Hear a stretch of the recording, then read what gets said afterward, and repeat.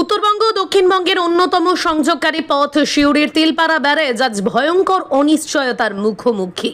ময়ূরাক্ষী নদীর জলস্ফীতির জেরে জলাধারের ওয়াটার ডিভাইডারে দেখা দিয়েছে বড়সড় ফাটল।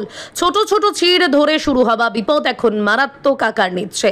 ইতিমধ্যেই যান চলাচলে জারি হয়েছে নিয়ন্ত্রণ। সামান্য জল ছাড়া হচ্ছে ব্যারেজ দিয়ে। দীর্ঘদিনের অবহেলা, মেরামতির অভাব আর বর্ষার দাপটে দিশেহারা তিলপাড়া ব্যারেজ।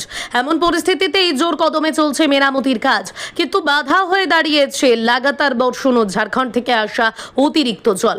স্বাভাবিকভাবেই প্রশ্ন উঠছে, এই অবস্থায় আদেও কি সম্পূর্ণ মেরামতি সম্ভব?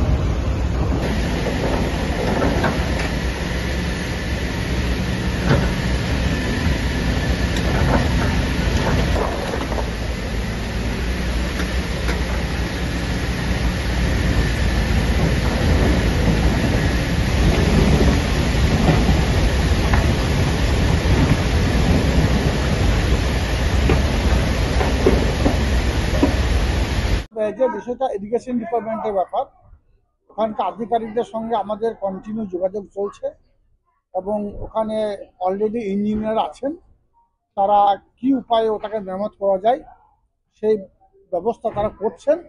আশা করি দ্রুত এটা মেরামত করা যাবে। বসে যাওয়ার একটা আশঙ্কা হচ্ছে।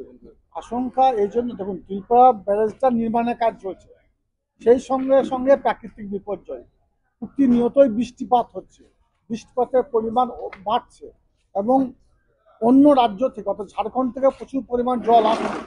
সর্বত এই সময় নির্মাণ কাজ চালানোটা একটা অসম্ভব ব্যাপার।